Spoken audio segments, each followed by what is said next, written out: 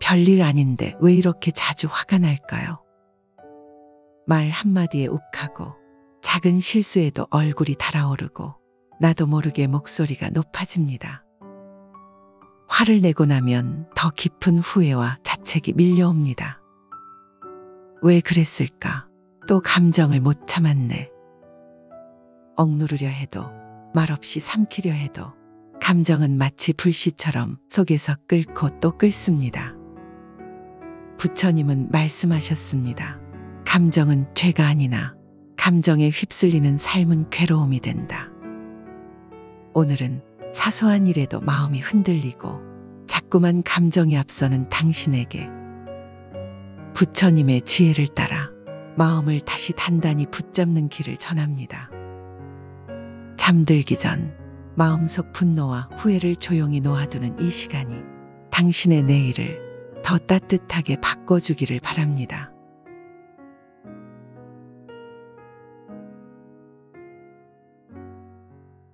제1장 감정이 주체되지 않는 이유. 감정은 갑자기 생겨나는 것이 아닙니다. 표면 위로 드러난 화는 그 밑에 오래도록 쌓인 피로, 외로움, 억울함, 인정받지 못한 마음에서 시작됩니다. 부처님은 말씀하셨습니다. 분노는 바람이 아니고 불을 품은 그릇이다. 즉, 화는 순간의 반응이 아니라 그동안 차곡차곡 담겨온 감정의 응축입니다. 우리는 언제 화가 날까요? 대부분 기대가 무너졌을 때, 반복된 실망 끝에 또 같은 일이 생겼을 때, 나만 참고 있다고 느낄 때, 내 마음을 몰라줄 때. 그럴 때 감정은 쌓이고 쌓인 감정은 결국 폭발합니다. 부처님이 어느 마을을 지나시던 날이었습니다. 그곳에 한 남자가 있었습니다. 그는 예전부터 부처님을 탐탁지 않게 여겼습니다. 다들 저 사람 말만 듣고 맹목적으로 따른다. 그는 부처님의 존재 자체가 불편했습니다. 사람들이 모인 광장에서 그는 결국 참지 못하고 일어섰습니다. 당신은 거짓된 가르침으로 사람들을 홀리는 자일 뿐이다. 갑작스러운 고성에 군중은 숨을 죽였습니다. 몇몇 제자들이 놀라 달려오려 하자 부처님은 손을 들어 조용히 멈췄습니다. 그는 고요한 눈빛으로 남자를 바라보았습니다. 한동안 정적이 흐른 뒤 부처님은 차분히 입을 열었습니다. 그대가 내게 주려는 이 말들, 내가 받지 않는다면 그것은 누구의 것이겠는가? 남자는 순간 멈칫하며 부처님을 바라보았습니다. 그대가 던진 분노와 조롱, 내가 그것을 받지 않으면 그것은 여전히 그대의 것이다. 군중은 조용히 고개를 끄덕였습니다. 남자는 말없이 고개를 숙였습니다. 그날 부처님은 자신을 향한 감정조차도 받아들이지 않으면 흘러간다는 걸 보여주었습니다. 감정을 다스린다는 것은 억누르는 것이 아니라 받을지 말지를 스스로 선택하는 일임을 조용히 일깨워주는 이야기였습니다. 제2장 감정이 올라올 때 실천할 수 있는 지혜. 화는 마음의 불입니다. 하지만 그 불이 방을 따뜻하게도 하고 모든 것을 태워버리기도 하듯 감정도 다루는 법에 따라 전혀 다른 결과를 만듭니다. 부처님은 말씀하셨습니다. 감정을 억누르지 말고 감정과 함께 숨 쉬라. 이 장에서는 감정이 올라올 때 곧바로 실천할 수 있는 작지만 강력한 5가지 수행을 소개합니다. 첫째, 호흡에 이름 붙이기. 감정이 치밀어 오를 때 그 순간에 숨을 놓치지 마세요. 이건 화의 숨이다. 이건 실망의 숨이다. 이렇게 이름을 붙이면 감정은 나와 약간의 거리를 둡니다. 둘째, 자리를 옮겨보는 것. 논쟁이 생기거나 목소리가 높아질 때 잠깐 화장실에 다녀오거나 창가로 걸어가 보세요. 장소를 바꾸는 것만으로도 감정의 흐름은 전환점을 만듭니다. 셋째, 나에게 질문하기. 지금 이 말 꼭 해야 할까? 이 감정을 나중에 돌아봤을 때 어떤 느낌일까? 이 질문 2개만 떠올릴 수 있어도 감정의 방향은 달라집니다. 넷째, 글로 써보기. 마음속 화를 꺼내지 못하고 품고 있다면 그 감정을 종이에 써보세요. 쓴다는 행위는 분노를 행동이 아닌 의식으로 바꿔줍니다. 다섯째, 몸에 집중하기.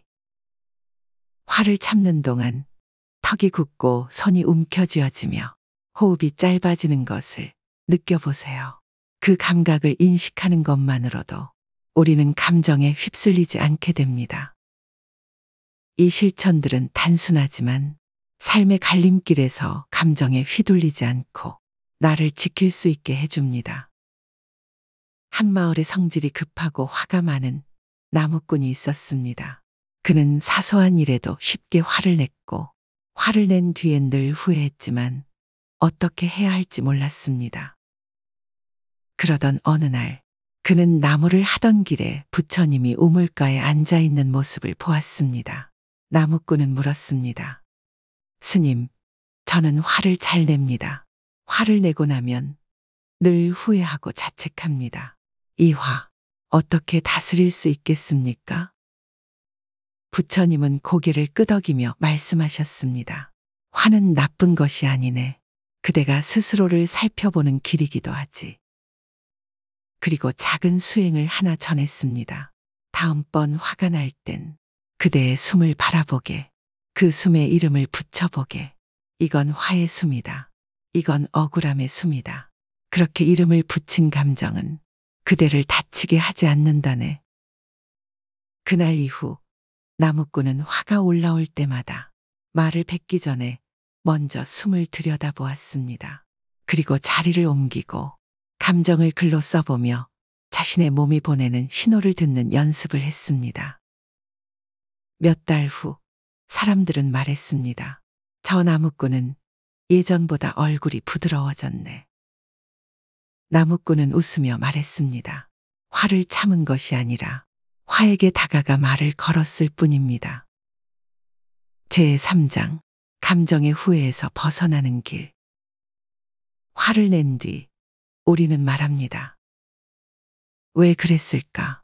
차라리 그냥 참을 걸.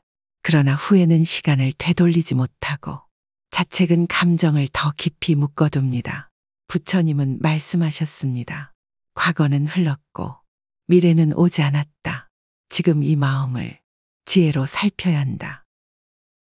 이 장에서는 후회와 자책에서 벗어나 더 나은 감정 습관을 만드는 길을 함께 걸어갑니다. 첫째, 후회를 두려워하지 않기. 후회는 잘못의 증거가 아니라 더 나아지고자 하는 마음의 증표입니다. 내가 화냈구나. 이 한 줄의 인정만으로도 감정의 반복은 멈추기 시작합니다. 둘째, 다시 시작할 수 있다는 신념 갖기. 실수는 누구에게나 있고 감정도 반복됩니다. 중요한 건 그 다음입니다. 다음번엔 다르게 해보자. 이 말 하나가 미래를 바꿉니다. 셋째, 나를 비난하지 않기. 화를 낸 내 모습을 미워하지 마세요. 당신은 그 순간 살아있었고 감정을 감당하려 애쓴 겁니다. 넷째, 작게라도 실천하기. 사과의 문자 한 줄, 표정의 온기 한 번, 짧은 숨 고르기 한 번. 그 작은 행동이 후회를 멈추는 문이 됩니다. 한 제자가 있었습니다. 그는 장터에서 상인과 다투고 큰 소리로 화를 낸 뒤 크게 후회하고 있었습니다. 며칠을 괴로워하던 그는 결국 부처님을 찾아가 말했습니다. 스승님, 저는 너무 부끄럽고 다시는 그 사람 앞에 서기조차 어렵습니다. 부처님은 조용히 웃으며 말씀하셨습니다. 감정을 뱉은 사람은 후회하고 그 후회를 품는 사람은 지혜로워진다. 그리고 덧붙였습니다. 그대가 가서 그 사람 앞에 조용히 고개를 숙인다면 그대 안에 불은 사라지고 그대의 말은 그 사람의 기억에 남지 않을 것이다. 제자는 용기를 내어 다시 상인을 찾아갔습니다. 그는 아무 말 없이 짧게 고개를 숙였습니다. 상인은 처음엔 놀란 듯 했지만 그 고개 숙임을 바라보며 작게 고개를 끄덕였습니다. 두 사람은 말없이 장터 옆 그늘에 함께 앉았습니다. 잠시의 침묵이 흐른 후 상인이 조용히 꺼낸 말은 이랬습니다. 나도 그날 기분이 좋지 않았소. 그 한마디에 제자의 어깨가 부드럽게 내려앉았습니다. 서로의 감정을 더는 설명하지 않아도 되었고 그날의 화는 더 이상 두 사람 사이에 머무르지 않았습니다. 제4장 감정이 흔들리는 나를 이해하는 시간. 우리는 가끔 감정 앞에서 너무 엄격해집니다. 왜 이렇게 사소한 일에도 화가 나지? 왜 나는 감정을 못 다스릴까? 하지만 부처님은 말씀하셨습니다. 마음을 다스리는 첫걸음은 그 마음을 이해하는 일이다. 감정이 올라오는 순간 가장 먼저 필요한 것은 판단이 아닌 이해입니다. 이 장에서는 감정이 올라올 때 자신을 비난하기보다 이해하고 감싸는 5가지 마음 습관을 소개합니다. 첫째, 감정에도 이유가 있음을 인정하기. 내가 지금 이 말에 민감한 건 과거에 같은 말로 상처받은 기억이 있기 때문일 수 있어. 이처럼 감정의 배경을 떠올리는 것만으로도 우리는 반응 대신 이해를 선택할 수 있습니다. 둘째, 감정의 이름을 다정하게 불러보기. 나는 지금 너무 예민해 대신 나는 지금 지쳐 있어라고 말해보세요. 그 말은 마음에 따뜻한 공기를 불어넣습니다. 셋째, 남과 비교하지 않기. 저 사람은 화를 내지 않는데 나는 왜 이럴까? 이 질문은 불필요한 죄책감을 부릅니다. 당신의 감정은 당신의 삶과 연결된 고유한 반응입니다. 넷째, 감정을 내 편으로 삼기. 화를 참고 억누르는 대신 이 감정이 나를 지키려는 마음일 수도 있구나 라고 생각해 보세요. 그 순간 감정은 더 이상 적이 아닙니다. 다섯째, 괜찮아라고 스스로에게 말해주기. 소리내어 말해보세요. 지금 이 감정도 괜찮아. 그 한마디는 폭풍 속에서 나를 붙잡아주는 밧줄이 됩니다. 한 노인이 있었습니다. 그는 평생 동안 가족에게도 이웃에게도 늘 엄격했습니다. 사람들은 그를 무서워했고 그 또한 마음속 깊은 외로움을 품은 채 더 큰 목소리로 화를 내곤 했습니다. 어느 날 그는 부처님의 설법을 듣기 위해 무표정한 얼굴로 자리에 앉았습니다. 강의가 끝난 후에도 그는 한참을 움직이지 않았고 잠시 후 눈물이 조용히 흘러내렸습니다. 부처님은 그에게 다가가 나지막이 물었습니다. 그대의 눈물은 무엇을 말하고 있는가? 노인은 입술을 떨며 말했습니다. 평생 화가 나서 그런 줄만 알았습니다. 하지만 이제야 알겠습니다. 저는 외로웠던 겁니다. 부처님은 미소를 지으며 말씀하셨습니다. 화는 때로 마음이 보내는 구조 신호이니라. 그 마음을 꾸짖지 말고 가만히 안아주어라. 그날 이후 노인은 예전처럼 큰 목소리를 내지 않았고 가끔 마을 아이들에게 사과를 건네며 잠시 눈을 마주치곤 했다고 전해집니다. 사람들은 말했습니다. 그 노인의 말투가 어딘가 달라졌어. 변화는 작았지만 누군가에겐 충분한 온기였습니다. 당신은 오늘도 수많은 감정 속에서 자신을 지키며 여기까지 왔습니다. 화를 냈던 순간도, 참았던 시간도, 후회했던 밤도 모두 당신이라는 사람의 일부였습니다. 부처님은 말씀하셨습니다. 감정을 품고도 그 감정에 휘둘리지 않는 것, 그것이 진정한 수행이다. 지금 이 순간 당신은 조용히 자신을 돌아보고 있습니다. 그것만으로도 이미 충분합니다. 이제 천천히 눈을 감고 오늘 하루를 정리해 봅니다. 숨을 들이쉬며 괜찮아, 숨을 내쉬며 잘 견뎠어. 이 짧은 말이 당신 안의 상처를 감싸고 다시 내일을 살아갈 힘이 되기를 바랍니다. 화가 나는 건 당신이 무언가를 소중히 여겼기 때문입니다. 감정을 다스리지 못했던 건 그만큼 열심히 살았기 때문입니다.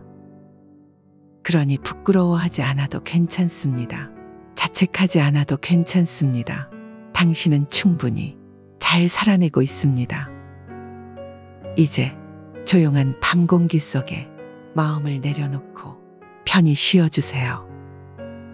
그리고 내일 조금 더 부드러운 시선으로 자신을 바라보며 하루를 열어주시길 바랍니다. 오늘도 당신의 하루 끝에 지혜의 온기가 머물기를 바랍니다. 오늘은 사소한 일에도 마음이 흔들리고 자꾸만 감정이 앞서는 당신에게 부처님의 지혜를 따라 마음을 다시 단단히 붙잡는 길을 전합니다. 잠들기 전 마음속 분노와 후회를 조용히 놓아두는 이 시간이 당신의 내일을 더 따뜻하게 바꿔주기를 바랍니다. 제1장, 감정이 주체되지 않는 이유. 감정은 갑자기 생겨나는 것이 아닙니다. 표면 위로 드러난 화는 그 밑에 오래도록 쌓인 피로, 외로움, 억울함, 인정받지 못한 마음에서 시작됩니다. 부처님은 말씀하셨습니다. 분노는 바람이 아니고 불을 품은 그릇이다. 즉, 화는 순간의 반응이 아니라 그동안 차곡차곡 담겨온 감정의 응축입니다. 우리는 언제 화가 날까요? 대부분 기대가 무너졌을 때, 반복된 실망 끝에 또 같은 일이 생겼을 때, 나만 참고 있다고 느낄 때, 내 마음을 몰라줄 때. 그럴 때 감정은 쌓이고, 쌓인 감정은 결국 폭발합니다. 부처님이 어느 마을을 지나시던 날이었습니다. 그곳에 한 남자가 있었습니다. 그는 예전부터 부처님을 탐탁지 않게 여겼습니다. 다들 저 사람 말만 듣고 맹목적으로 따른다. 그는 부처님의 존재 자체가 불편했습니다. 사람들이 모인 광장에서 그는 결국 참지 못하고 일어섰습니다. 당신은 거짓된 가르침으로 사람들을 홀리는 자일 뿐이다. 갑작스러운 고성에 군중은 숨을 죽였습니다. 몇몇 제자들이 놀라 달려오려 하자 부처님은 손을 들어 조용히 멈췄습니다. 그는 고요한 눈빛으로 남자를 바라보았습니다. 한동안 정적이 흐른 뒤 부처님은 차분히 입을 열었습니다. 그대가 내게 주려는 이 말들, 내가 받지 않는다면 그것은 누구의 것이겠는가? 남자는 순간 멈칫하며 부처님을 바라보았습니다. 그대가 던진 분노와 조롱, 내가 그것을 받지 않으면 그것은 여전히 그대의 것이다. 군중은 조용히 고개를 끄덕였습니다. 남자는 말없이 고개를 숙였습니다. 그날 부처님은 자신을 향한 감정조차도 받아들이지 않으면 흘러간다는 걸 보여주었습니다. 감정을 다스린다는 것은 억누르는 것이 아니라 받을지 말지를 스스로 선택하는 일임을 조용히 일깨워주는 이야기였습니다. 제2장, 감정이 올라올 때 실천할 수 있는 지혜. 화는 마음의 불입니다. 하지만 그 불이 방을 따뜻하게도 하고 모든 것을 태워버리기도 하듯 감정도 다루는 법에 따라 전혀 다른 결과를 만듭니다. 부처님은 말씀하셨습니다. 감정을 억누르지 말고 감정과 함께 숨 쉬라. 이 장에서는 감정이 올라올 때 곧바로 실천할 수 있는 작지만 강력한 5가지 수행을 소개합니다. 첫째, 호흡에 이름 붙이기. 감정이 치밀어 오를 때 그 순간에 숨을 놓치지 마세요. 이건 화의 숨이다. 이건 실망의 숨이다. 이렇게 이름을 붙이면 감정은 나와 약간의 거리를 둡니다. 둘째, 자리를 옮겨보는 것. 논쟁이 생기거나 목소리가 높아질 때 잠깐 화장실에 다녀오거나 창가로 걸어가 보세요. 장소를 바꾸는 것만으로도 감정의 흐름은 전환점을 만듭니다. 셋째, 나에게 질문하기. 지금 이 말 꼭 해야 할까? 이 감정을 나중에 돌아봤을 때 어떤 느낌일까? 이 질문 2개만 떠올릴 수 있어도 감정의 방향은 달라집니다. 넷째, 글로 써보기. 마음속 화를 꺼내지 못하고 품고 있다면 그 감정을 종이에 써보세요. 쓴다는 행위는 분노를 행동이 아닌 의식으로 바꿔줍니다. 다섯째, 몸에 집중하기. 화를 참는 동안 턱이 굳고 손이 움켜쥐어지며 호흡이 짧아지는 것을 느껴보세요. 그 감각을 인식하는 것만으로도 우리는 감정에 휩쓸리지 않게 됩니다. 이 실천들은 단순하지만 삶의 갈림길에서 감정에 휘둘리지 않고 나를 지킬 수 있게 해줍니다. 한 마을에 성질이 급하고 화가 많은 나무꾼이 있었습니다. 그는 사소한 일에도 쉽게 화를 냈고 화를 낸 뒤엔 늘 후회했지만 어떻게 해야 할지 몰랐습니다. 그러던 어느 날 그는 나무를 하던 길에 부처님이 우물가에 앉아 있는 모습을 보았습니다. 나무꾼은 물었습니다. 스님, 저는 화를 잘 냅니다. 화를 내고 나면 늘 후회하고 자책합니다. 이 화, 어떻게 다스릴 수 있겠습니까? 부처님은 고개를 끄덕이며 말씀하셨습니다. 화는 나쁜 것이 아니네. 그대가 스스로를 살펴보는 길이기도 하지. 그리고 작은 수행을 하나 전했습니다. 다음번 화가 날 땐 그대의 숨을 바라보게, 그 숨에 이름을 붙여보게. 이건 화의 숨이다. 이건 억울함의 숨이다. 그렇게 이름을 붙인 감정은 그대를 다치게 하지 않는다네. 그날 이후 나무꾼은 화가 올라올 때마다 말을 뱉기 전에 먼저 숨을 들여다보았습니다.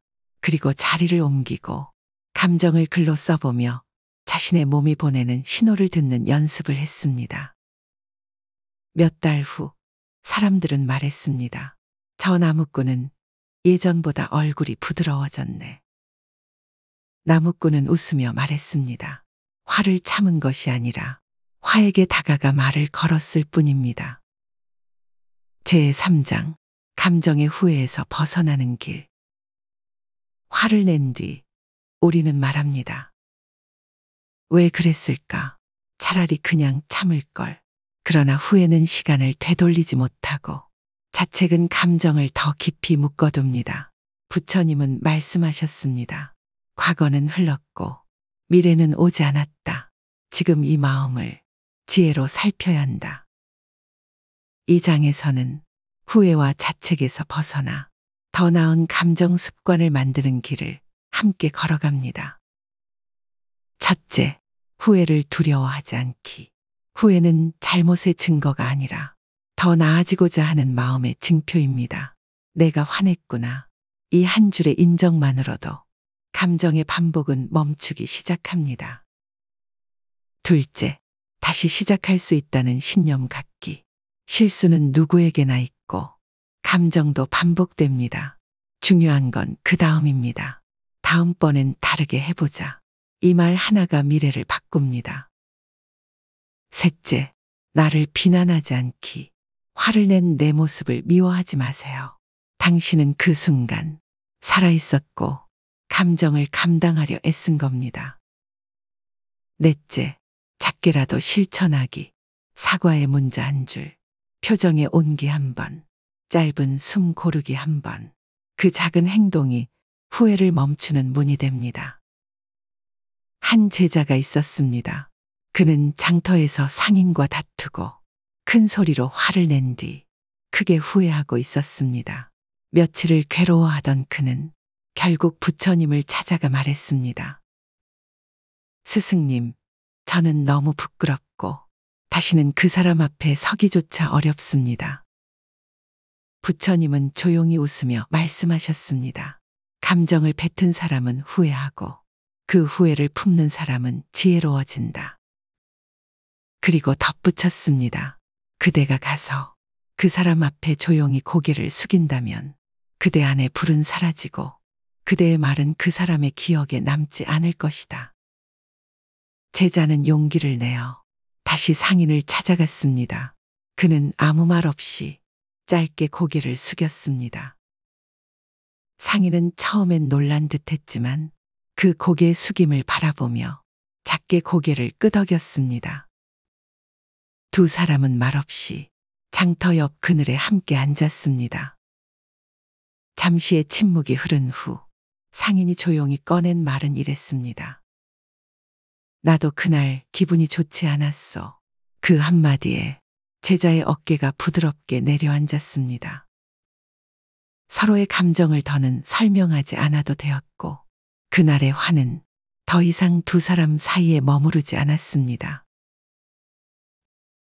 제4장 감정이 흔들리는 나를 이해하는 시간.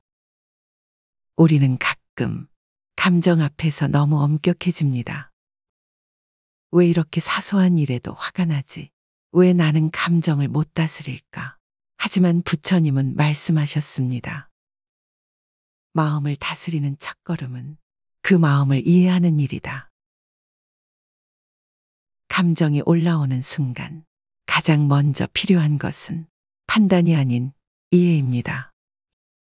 이 장에서는 감정이 올라올 때 자신을 비난하기보다 이해하고 감싸는 5가지 마음 습관을 소개합니다. 첫째, 감정에도 이유가 있음을 인정하기. 내가 지금 이 말에 민감한 건 과거에 같은 말로 상처받은 기억이 있기 때문일 수 있어. 이처럼 감정의 배경을 떠올리는 것만으로도 우리는 반응 대신 이해를 선택할 수 있습니다. 둘째, 감정의 이름을 다정하게 불러보기. 나는 지금 너무 예민해 대신 나는 지금 지쳐 있어라고 말해보세요. 그 말은 마음에 따뜻한 공기를 불어넣습니다. 셋째, 남과 비교하지 않기. 저 사람은 화를 내지 않는데 나는 왜 이럴까? 이 질문은 불필요한 죄책감을 부릅니다. 당신의 감정은 당신의 삶과 연결된 고유한 반응입니다. 넷째, 감정을 내 편으로 삼기. 화를 참고 억누르는 대신 이 감정이 나를 지키려는 마음일 수도 있구나 라고 생각해 보세요. 그 순간 감정은 더 이상 적이 아닙니다. 다섯째, 괜찮아라고 스스로에게 말해주기. 소리내어 말해보세요. 지금 이 감정도 괜찮아. 그 한마디는 폭풍 속에서 나를 붙잡아주는 밧줄이 됩니다. 한 노인이 있었습니다. 그는 평생 동안 가족에게도 이웃에게도 늘 엄격했습니다. 사람들은 그를 무서워했고 그 또한 마음속 깊은 외로움을 품은 채 더 큰 목소리로 화를 내곤 했습니다. 어느 날 그는 부처님의 설법을 듣기 위해 무표정한 얼굴로 자리에 앉았습니다. 강의가 끝난 후에도 그는 한참을 움직이지 않았고 잠시 후 눈물이 조용히 흘러내렸습니다. 부처님은 그에게 다가가 나지막이 물었습니다. 그대의 눈물은 무엇을 말하고 있는가? 노인은 입술을 떨며 말했습니다. 평생 화가 나서 그런 줄만 알았습니다. 하지만 이제야 알겠습니다. 저는 외로웠던 겁니다. 부처님은 미소를 지으며 말씀하셨습니다. 화는 때로 마음이 보내는 구조 신호이니라. 그 마음을 꾸짖지 말고 가만히 안아주어라. 그날 이후 노인은 예전처럼 큰 목소리를 내지 않았고 가끔 마을 아이들에게 사과를 건네며 잠시 눈을 마주치곤 했다고 전해집니다. 사람들은 말했습니다. 그 노인의 말투가 어딘가 달라졌어. 변화는 작았지만 누군가에겐 충분한 온기였습니다. 당신은 오늘도 수많은 감정 속에서 자신을 지키며 여기까지 왔습니다. 화를 냈던 순간도, 참았던 시간도, 후회했던 밤도 모두 당신이라는 사람의 일부였습니다. 부처님은 말씀하셨습니다. 감정을 품고도 그 감정에 휘둘리지 않는 것, 그것이 진정한 수행이다. 지금 이 순간 당신은 조용히 자신을 돌아보고 있습니다. 그것만으로도 이미 충분합니다. 이제 천천히 눈을 감고 오늘 하루를 정리해 봅니다. 숨을 들이쉬며 괜찮아, 숨을 내쉬며 잘 견뎠어. 이 짧은 말이 당신 안의 상처를 감싸고 다시 내일을 살아갈 힘이 되기를 바랍니다. 화가 나는 건 당신이 무언가를 소중히 여겼기 때문입니다. 감정을 다스리지 못했던 건 그만큼 열심히 살았기 때문입니다. 그러니 부끄러워하지 않아도 괜찮습니다. 자책하지 않아도 괜찮습니다. 당신은 충분히 잘 살아내고 있습니다. 이제 조용한 밤 공기 속에 마음을 내려놓고 편히 쉬어주세요. 그리고 내일 조금 더 부드러운 시선으로 자신을 바라보며 하루를 열어주시길 바랍니다. 오늘도 당신의 하루 끝에 지혜의 온기가 머물기를 바랍니다. 오늘은 사소한 일에도 마음이 흔들리고 자꾸만 감정이 앞서는 당신에게 부처님의 지혜를 따라 마음을 다시 단단히 붙잡는 길을 전합니다. 잠들기 전 마음속 분노와 후회를 조용히 놓아두는 이 시간이 당신의 내일을 더 따뜻하게 바꿔주기를 바랍니다. 제1장, 감정이 주체되지 않는 이유. 감정은 갑자기 생겨나는 것이 아닙니다. 표면 위로 드러난 화는 그 밑에 오래도록 쌓인 피로, 외로움, 억울함, 인정받지 못한 마음에서 시작됩니다. 부처님은 말씀하셨습니다. 분노는 바람이 아니고 불을 품은 그릇이다. 즉, 화는 순간의 반응이 아니라 그동안 차곡차곡 담겨온 감정의 응축입니다. 우리는 언제 화가 날까요? 대부분 기대가 무너졌을 때, 반복된 실망 끝에 또 같은 일이 생겼을 때, 나만 참고 있다고 느낄 때, 내 마음을 몰라줄 때, 그럴 때 감정은 쌓이고 쌓인 감정은 결국 폭발합니다. 부처님이 어느 마을을 지나시던 날이었습니다. 그곳에 한 남자가 있었습니다. 그는 예전부터 부처님을 탐탁지 않게 여겼습니다. 다들 저 사람 말만 듣고 맹목적으로 따른다. 그는 부처님의 존재 자체가 불편했습니다. 사람들이 모인 광장에서 그는 결국 참지 못하고 일어섰습니다. 당신은 거짓된 가르침으로 사람들을 홀리는 자일 뿐이다. 갑작스러운 고성에 군중은 숨을 죽였습니다. 몇몇 제자들이 놀라 달려오려 하자 부처님은 손을 들어 조용히 멈췄습니다. 그는 고요한 눈빛으로 남자를 바라보았습니다. 한동안 정적이 흐른 뒤 부처님은 차분히 입을 열었습니다. 그대가 내게 주려는 이 말들, 내가 받지 않는다면 그것은 누구의 것이겠는가? 남자는 순간 멈칫하며 부처님을 바라보았습니다. 그대가 던진 분노와 조롱, 내가 그것을 받지 않으면 그것은 여전히 그대의 것이다. 군중은 조용히 고개를 끄덕였습니다. 남자는 말없이 고개를 숙였습니다. 그날 부처님은 자신을 향한 감정조차도 받아들이지 않으면 흘러간다는 걸 보여주었습니다. 감정을 다스린다는 것은 억누르는 것이 아니라 받을지 말지를 스스로 선택하는 일임을 조용히 일깨워주는 이야기였습니다. 제2장, 감정이 올라올 때 실천할 수 있는 지혜. 화는 마음의 불입니다. 하지만 그 불이 방을 따뜻하게도 하고 모든 것을 태워버리기도 하듯 감정도 다루는 법에 따라 전혀 다른 결과를 만듭니다. 부처님은 말씀하셨습니다. 감정을 억누르지 말고 감정과 함께 숨 쉬라. 이 장에서는 감정이 올라올 때 곧바로 실천할 수 있는 작지만 강력한 5가지 수행을 소개합니다.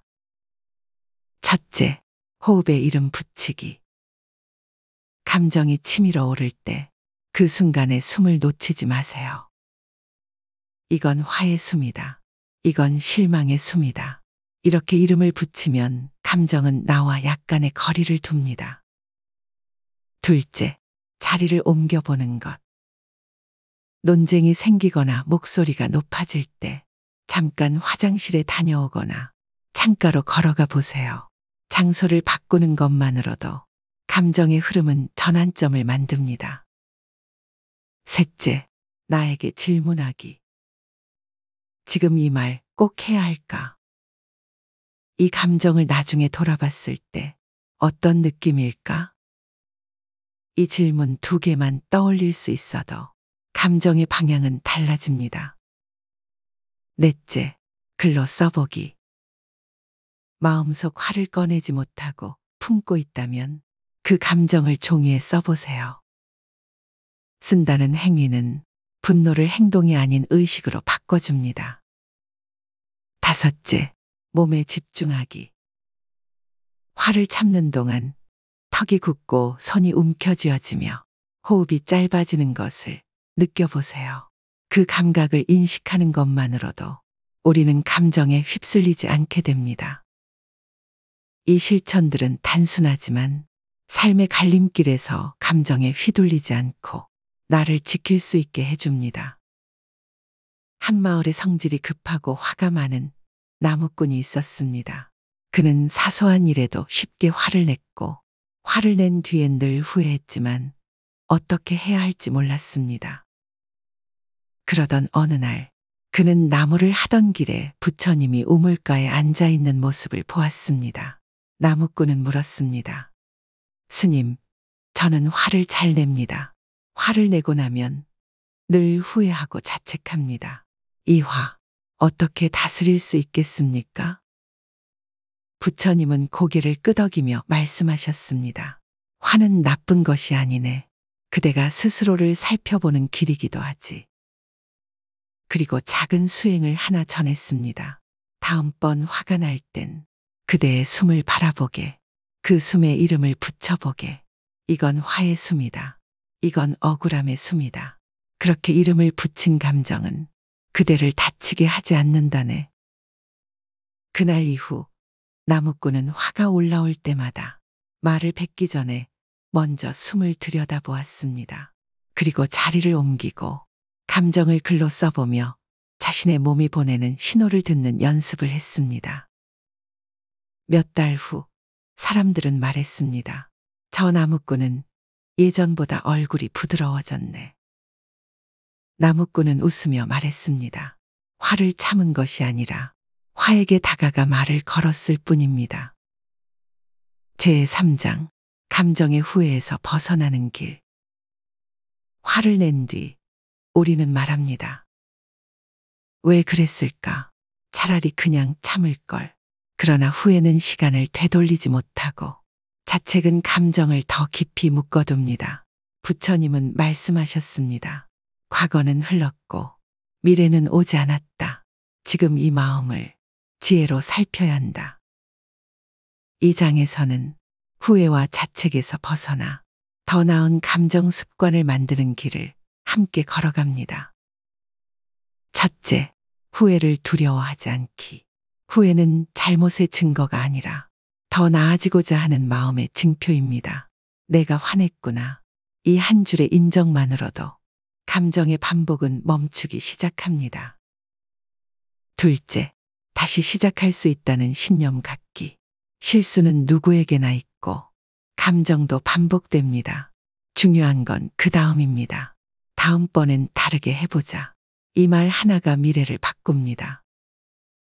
셋째, 나를 비난하지 않기. 화를 낸 내 모습을 미워하지 마세요. 당신은 그 순간 살아있었고 감정을 감당하려 애쓴 겁니다. 넷째, 작게라도 실천하기. 사과의 문자 한 줄, 표정의 온기 한 번, 짧은 숨 고르기 한 번. 그 작은 행동이 후회를 멈추는 문이 됩니다.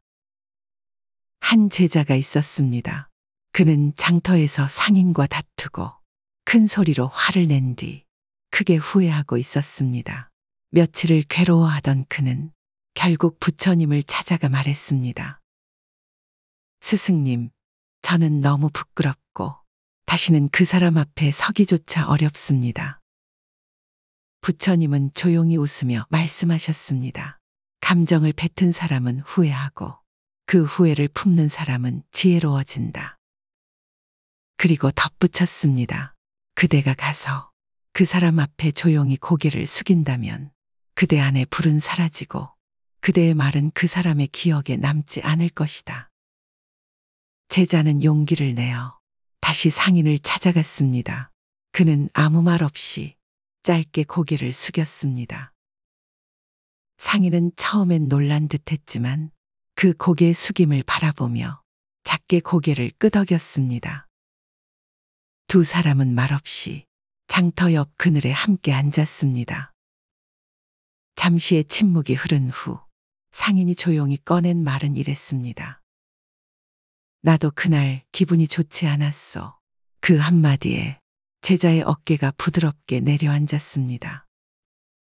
서로의 감정을 더는 설명하지 않아도 되었고 그날의 화는 더 이상 두 사람 사이에 머무르지 않았습니다. 제4장, 감정이 흔들리는 나를 이해하는 시간. 우리는 가끔 감정 앞에서 너무 엄격해집니다. 왜 이렇게 사소한 일에도 화가 나지? 왜 나는 감정을 못 다스릴까? 하지만 부처님은 말씀하셨습니다. 마음을 다스리는 첫걸음은 그 마음을 이해하는 일이다. 감정이 올라오는 순간 가장 먼저 필요한 것은 판단이 아닌 이해입니다. 이 장에서는 감정이 올라올 때 자신을 비난하기보다 이해하고 감싸는 5가지 마음 습관을 소개합니다. 첫째, 감정에도 이유가 있음을 인정하기. 내가 지금 이 말에 민감한 건 과거에 같은 말로 상처받은 기억이 있기 때문일 수 있어. 이처럼 감정의 배경을 떠올리는 것만으로도 우리는 반응 대신 이해를 선택할 수 있습니다. 둘째, 감정의 이름을 다정하게 불러보기. 나는 지금 너무 예민해 대신 나는 지금 지쳐 있어라고 말해보세요. 그 말은 마음에 따뜻한 공기를 불어넣습니다. 셋째, 남과 비교하지 않기. 저 사람은 화를 내지 않는데 나는 왜 이럴까? 이 질문은 불필요한 죄책감을 부릅니다. 당신의 감정은 당신의 삶과 연결된 고유한 반응입니다. 넷째, 감정을 내 편으로 삼기. 화를 참고 억누르는 대신 이 감정이 나를 지키려는 마음일 수도 있구나 라고 생각해 보세요. 그 순간 감정은 더 이상 적이 아닙니다. 다섯째, 괜찮아라고 스스로에게 말해주기. 소리내어 말해보세요. 지금 이 감정도 괜찮아. 그 한마디는 폭풍 속에서 나를 붙잡아주는 밧줄이 됩니다. 한 노인이 있었습니다. 그는 평생 동안 가족에게도 이웃에게도 늘 엄격했습니다. 사람들은 그를 무서워했고 그 또한 마음속 깊은 외로움을 품은 채 더 큰 목소리로 화를 내곤 했습니다. 어느 날 그는 부처님의 설법을 듣기 위해 무표정한 얼굴로 자리에 앉았습니다. 강의가 끝난 후에도 그는 한참을 움직이지 않았고 잠시 후 눈물이 조용히 흘러내렸습니다. 부처님은 그에게 다가가 나지막이 물었습니다. 그대의 눈물은 무엇을 말하고 있는가? 노인은 입술을 떨며 말했습니다. 평생 화가 나서 그런 줄만 알았습니다. 하지만 이제야 알겠습니다. 저는 외로웠던 겁니다. 부처님은 미소를 지으며 말씀하셨습니다. 화는 때로 마음이 보내는 구조 신호이니라. 그 마음을 꾸짖지 말고 가만히 안아주어라. 그날 이후 노인은 예전처럼 큰 목소리를 내지 않았고 가끔 마을 아이들에게 사과를 건네며 잠시 눈을 마주치곤 했다고 전해집니다. 사람들은 말했습니다. 그 노인의 말투가 어딘가 달라졌어. 변화는 작았지만 누군가에겐 충분한 온기였습니다. 당신은 오늘도 수많은 감정 속에서 자신을 지키며 여기까지 왔습니다. 화를 냈던 순간도, 참았던 시간도, 후회했던 밤도 모두 당신이라는 사람의 일부였습니다. 부처님은 말씀하셨습니다. 감정을 품고도 그 감정에 휘둘리지 않는 것, 그것이 진정한 수행이다. 지금 이 순간 당신은 조용히 자신을 돌아보고 있습니다.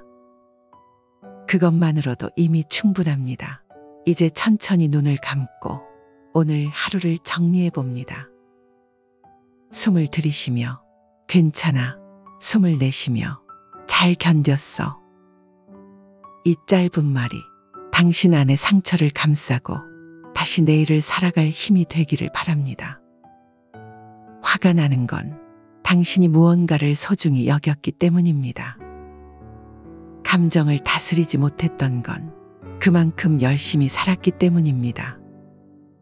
그러니 부끄러워하지 않아도 괜찮습니다. 자책하지 않아도 괜찮습니다.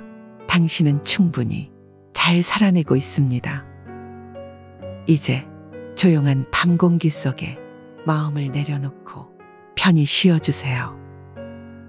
그리고 내일 조금 더 부드러운 시선으로 자신을 바라보며 하루를 열어주시길 바랍니다. 오늘도 당신의 하루 끝에 지혜의 온기가 머물기를 바랍니다. 오늘은 사소한 일에도 마음이 흔들리고 자꾸만 감정이 앞서는 당신에게 부처님의 지혜를 따라 마음을 다시 단단히 붙잡는 길을 전합니다. 잠들기 전 마음속 분노와 후회를 조용히 놓아두는 이 시간이 당신의 내일을 더 따뜻하게 바꿔주기를 바랍니다. 제1장, 감정이 주체되지 않는 이유. 감정은 갑자기 생겨나는 것이 아닙니다. 표면 위로 드러난 화는 그 밑에 오래도록 쌓인 피로, 외로움, 억울함, 인정받지 못한 마음에서 시작됩니다. 부처님은 말씀하셨습니다. 분노는 바람이 아니고 불을 품은 그릇이다. 즉, 화는 순간의 반응이 아니라 그동안 차곡차곡 담겨온 감정의 응축입니다. 우리는 언제 화가 날까요? 대부분 기대가 무너졌을 때, 반복된 실망 끝에 또 같은 일이 생겼을 때, 나만 참고 있다고 느낄 때, 내 마음을 몰라줄 때, 그럴 때 감정은 쌓이고 쌓인 감정은 결국 폭발합니다. 부처님이 어느 마을을 지나시던 날이었습니다. 그곳에 한 남자가 있었습니다. 그는 예전부터 부처님을 탐탁지 않게 여겼습니다. 다들 저 사람 말만 듣고 맹목적으로 따른다. 그는 부처님의 존재 자체가 불편했습니다. 사람들이 모인 광장에서 그는 결국 참지 못하고 일어섰습니다. 당신은 거짓된 가르침으로 사람들을 홀리는 자일 뿐이다. 갑작스러운 고성에 군중은 숨을 죽였습니다. 몇몇 제자들이 놀라 달려오려 하자 부처님은 손을 들어 조용히 멈췄습니다. 그는 고요한 눈빛으로 남자를 바라보았습니다. 한동안 정적이 흐른 뒤 부처님은 차분히 입을 열었습니다. 그대가 내게 주려는 이 말들, 내가 받지 않는다면 그것은 누구의 것이겠는가? 남자는 순간 멈칫하며 부처님을 바라보았습니다. 그대가 던진 분노와 조롱, 내가 그것을 받지 않으면 그것은 여전히 그대의 것이다. 군중은 조용히 고개를 끄덕였습니다. 남자는 말없이 고개를 숙였습니다. 그날 부처님은 자신을 향한 감정조차도 받아들이지 않으면 흘러간다는 걸 보여주었습니다. 감정을 다스린다는 것은 억누르는 것이 아니라 받을지 말지를 스스로 선택하는 일임을 조용히 일깨워주는 이야기였습니다. 제2장, 감정이 올라올 때 실천할 수 있는 지혜. 화는 마음의 불입니다. 하지만 그 불이 방을 따뜻하게도 하고 모든 것을 태워버리기도 하듯 감정도 다루는 법에 따라 전혀 다른 결과를 만듭니다. 부처님은 말씀하셨습니다. 감정을 억누르지 말고 감정과 함께 숨 쉬라. 이 장에서는 감정이 올라올 때 곧바로 실천할 수 있는 작지만 강력한 5가지 수행을 소개합니다. 첫째, 호흡에 이름 붙이기. 감정이 치밀어 오를 때 그 순간에 숨을 놓치지 마세요. 이건 화의 숨이다. 이건 실망의 숨이다. 이렇게 이름을 붙이면 감정은 나와 약간의 거리를 둡니다. 둘째, 자리를 옮겨보는 것. 논쟁이 생기거나 목소리가 높아질 때 잠깐 화장실에 다녀오거나 창가로 걸어가 보세요. 장소를 바꾸는 것만으로도 감정의 흐름은 전환점을 만듭니다. 셋째, 나에게 질문하기. 지금 이 말 꼭 해야 할까? 이 감정을 나중에 돌아봤을 때 어떤 느낌일까? 이 질문 2개만 떠올릴 수 있어도 감정의 방향은 달라집니다. 넷째, 글로 써보기. 마음속 화를 꺼내지 못하고 품고 있다면 그 감정을 종이에 써보세요. 쓴다는 행위는 분노를 행동이 아닌 의식으로 바꿔줍니다. 다섯째, 몸에 집중하기. 화를 참는 동안 턱이 굳고 손이 움켜쥐어지며 호흡이 짧아지는 것을 느껴보세요. 그 감각을 인식하는 것만으로도 우리는 감정에 휩쓸리지 않게 됩니다. 이 실천들은 단순하지만 삶의 갈림길에서 감정에 휘둘리지 않고 나를 지킬 수 있게 해줍니다. 한 마을에 성질이 급하고 화가 많은 나무꾼이 있었습니다. 그는 사소한 일에도 쉽게 화를 냈고 화를 낸 뒤엔 늘 후회했지만 어떻게 해야 할지 몰랐습니다.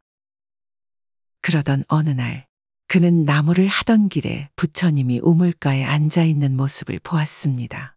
나무꾼은 물었습니다. 스님, 저는 화를 잘 냅니다. 화를 내고 나면 늘 후회하고 자책합니다. 이 화, 어떻게 다스릴 수 있겠습니까? 부처님은 고개를 끄덕이며 말씀하셨습니다. 화는 나쁜 것이 아니네. 그대가 스스로를 살펴보는 길이기도 하지. 그리고 작은 수행을 하나 전했습니다. 다음번 화가 날 땐 그대의 숨을 바라보게, 그 숨에 이름을 붙여보게. 이건 화의 숨이다. 이건 억울함의 숨이다. 그렇게 이름을 붙인 감정은 그대를 다치게 하지 않는다네. 그날 이후 나무꾼은 화가 올라올 때마다 말을 뱉기 전에 먼저 숨을 들여다보았습니다. 그리고 자리를 옮기고 감정을 글로 써보며 자신의 몸이 보내는 신호를 듣는 연습을 했습니다. 몇 달 후 사람들은 말했습니다. 저 나무꾼은 예전보다 얼굴이 부드러워졌네. 나무꾼은 웃으며 말했습니다. 화를 참은 것이 아니라 화에게 다가가 말을 걸었을 뿐입니다. 제3장, 감정의 후회에서 벗어나는 길. 화를 낸 뒤 우리는 말합니다. 왜 그랬을까? 차라리 그냥 참을 걸. 그러나 후회는 시간을 되돌리지 못하고 자책은 감정을 더 깊이 묶어둡니다. 부처님은 말씀하셨습니다. 과거는 흘렀고 미래는 오지 않았다. 지금 이 마음을 지혜로 살펴야 한다. 이 장에서는 후회와 자책에서 벗어나 더 나은 감정 습관을 만드는 길을 함께 걸어갑니다. 첫째, 후회를 두려워하지 않기. 후회는 잘못의 증거가 아니라 더 나아지고자 하는 마음의 증표입니다. 내가 화냈구나. 이 한 줄의 인정만으로도 감정의 반복은 멈추기 시작합니다. 둘째, 다시 시작할 수 있다는 신념 갖기. 실수는 누구에게나 있고 감정도 반복됩니다. 중요한 건 그 다음입니다. 다음번엔 다르게 해보자. 이 말 하나가 미래를 바꿉니다. 셋째, 나를 비난하지 않기. 화를 낸 내 모습을 미워하지 마세요. 당신은 그 순간 살아있었고 감정을 감당하려 애쓴 겁니다. 넷째, 작게라도 실천하기. 사과의 문자 한 줄, 표정의 온기 한 번, 짧은 숨 고르기 한 번. 그 작은 행동이 후회를 멈추는 문이 됩니다. 한 제자가 있었습니다. 그는 장터에서 상인과 다투고 큰 소리로 화를 낸 뒤 크게 후회하고 있었습니다. 며칠을 괴로워하던 그는 결국 부처님을 찾아가 말했습니다. 스승님, 저는 너무 부끄럽고 다시는 그 사람 앞에 서기조차 어렵습니다. 부처님은 조용히 웃으며 말씀하셨습니다. 감정을 뱉은 사람은 후회하고 그 후회를 품는 사람은 지혜로워진다. 그리고 덧붙였습니다. 그대가 가서 그 사람 앞에 조용히 고개를 숙인다면 그대 안에 불은 사라지고 그대의 말은 그 사람의 기억에 남지 않을 것이다. 제자는 용기를 내어 다시 상인을 찾아갔습니다. 그는 아무 말 없이 짧게 고개를 숙였습니다. 상인은 처음엔 놀란 듯했지만 그 고개 숙임을 바라보며 작게 고개를 끄덕였습니다. 두 사람은 말없이 장터 옆 그늘에 함께 앉았습니다. 잠시의 침묵이 흐른 후 상인이 조용히 꺼낸 말은 이랬습니다. 나도 그날 기분이 좋지 않았어. 그 한마디에 제자의 어깨가 부드럽게 내려앉았습니다. 서로의 감정을 더는 설명하지 않아도 되었고 그날의 화는 더 이상 두 사람 사이에 머무르지 않았습니다. 제4장, 감정이 흔들리는 나를 이해하는 시간. 우리는 가끔 감정 앞에서 너무 엄격해집니다.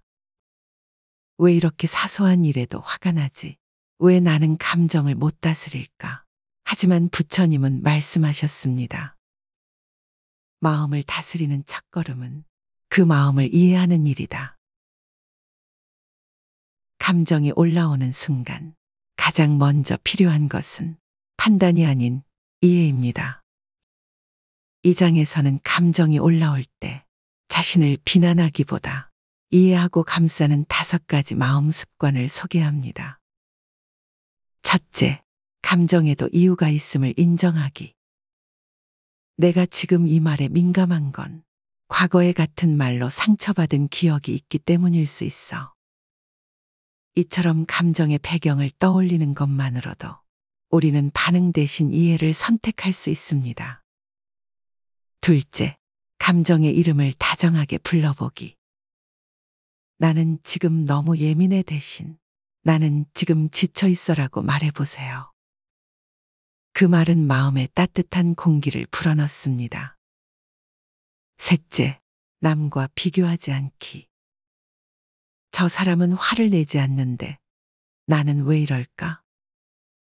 이 질문은 불필요한 죄책감을 부릅니다. 당신의 감정은 당신의 삶과 연결된 고유한 반응입니다. 넷째, 감정을 내 편으로 삼기. 화를 참고 억누르는 대신 이 감정이 나를 지키려는 마음일 수도 있구나 라고 생각해 보세요. 그 순간 감정은 더 이상 적이 아닙니다. 다섯째, 괜찮아라고 스스로에게 말해주기. 소리내어 말해보세요. 지금 이 감정도 괜찮아.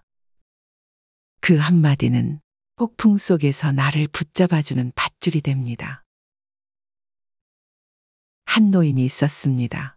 그는 평생 동안 가족에게도 이웃에게도 늘 엄격했습니다. 사람들은 그를 무서워했고 그 또한 마음속 깊은 외로움을 품은 채 더 큰 목소리로 화를 내곤 했습니다. 어느 날 그는 부처님의 설법을 듣기 위해 무표정한 얼굴로 자리에 앉았습니다.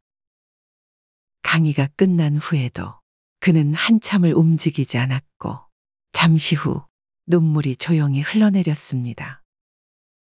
부처님은 그에게 다가가 나지막이 물었습니다. 그대의 눈물은 무엇을 말하고 있는가? 노인은 입술을 떨며 말했습니다. 평생 화가 나서 그런 줄만 알았습니다. 하지만 이제야 알겠습니다. 저는 외로웠던 겁니다. 부처님은 미소를 지으며 말씀하셨습니다. 화는 때로 마음이 보내는 구조 신호이니라. 그 마음을 꾸짖지 말고 가만히 안아주어라. 그날 이후 노인은 예전처럼 큰 목소리를 내지 않았고 가끔 마을 아이들에게 사과를 건네며 잠시 눈을 마주치곤 했다고 전해집니다. 사람들은 말했습니다. 그 노인의 말투가 어딘가 달라졌어. 변화는 작았지만 누군가에겐 충분한 온기였습니다. 당신은 오늘도 수많은 감정 속에서 자신을 지키며 여기까지 왔습니다. 화를 냈던 순간도, 참았던 시간도, 후회했던 밤도 모두 당신이라는 사람의 일부였습니다. 부처님은 말씀하셨습니다. 감정을 품고도 그 감정에 휘둘리지 않는 것, 그것이 진정한 수행이다. 지금 이 순간 당신은 조용히 자신을 돌아보고 있습니다. 그것만으로도 이미 충분합니다. 이제 천천히 눈을 감고 오늘 하루를 정리해 봅니다. 숨을 들이쉬며 괜찮아, 숨을 내쉬며 잘 견뎠어. 이 짧은 말이 당신 안의 상처를 감싸고 다시 내일을 살아갈 힘이 되기를 바랍니다. 화가 나는 건 당신이 무언가를 소중히 여겼기 때문입니다. 감정을 다스리지 못했던 건 그만큼 열심히 살았기 때문입니다. 그러니 부끄러워하지 않아도 괜찮습니다. 자책하지 않아도 괜찮습니다. 당신은 충분히 잘 살아내고 있습니다. 이제 조용한 밤 공기 속에 마음을 내려놓고 편히 쉬어주세요. 그리고 내일 조금 더 부드러운 시선으로 자신을 바라보며 하루를 열어주시길 바랍니다. 오늘도 당신의 하루 끝에 지혜의 온기가 머물기를 바랍니다. 오늘은 사소한 일에도 마음이 흔들리고 자꾸만 감정이 앞서는 당신에게 부처님의 지혜를 따라 마음을 다시 단단히 붙잡는 길을 전합니다. 잠들기 전 마음속 분노와 후회를 조용히 놓아두는 이 시간이 당신의 내일을 더 따뜻하게 바꿔주기를 바랍니다. 제1장, 감정이 주체되지 않는 이유. 감정은 갑자기 생겨나는 것이 아닙니다. 표면 위로 드러난 화는 그 밑에 오래도록 쌓인 피로, 외로움, 억울함, 인정받지 못한 마음에서 시작됩니다. 부처님은 말씀하셨습니다. 분노는 바람이 아니고 불을 품은 그릇이다. 즉, 화는 순간의 반응이 아니라 그동안 차곡차곡 담겨온 감정의 응축입니다. 우리는 언제 화가 날까요? 대부분 기대가 무너졌을 때, 반복된 실망 끝에 또 같은 일이 생겼을 때, 나만 참고 있다고 느낄 때, 내 마음을 몰라줄 때, 그럴 때 감정은 쌓이고 쌓인 감정은 결국 폭발합니다. 부처님이 어느 마을을 지나시던 날이었습니다. 그곳에 한 남자가 있었습니다. 그는 예전부터 부처님을 탐탁지 않게 여겼습니다. 다들 저 사람 말만 듣고 맹목적으로 따른다. 그는 부처님의 존재 자체가 불편했습니다. 사람들이 모인 광장에서 그는 결국 참지 못하고 일어섰습니다. 당신은 거짓된 가르침으로 사람들을 홀리는 자일 뿐이다. 갑작스러운 고성에 군중은 숨을 죽였습니다. 몇몇 제자들이 놀라 달려오려 하자 부처님은 손을 들어 조용히 멈췄습니다. 그는 고요한 눈빛으로 남자를 바라보았습니다. 한동안 정적이 흐른 뒤 부처님은 차분히 입을 열었습니다.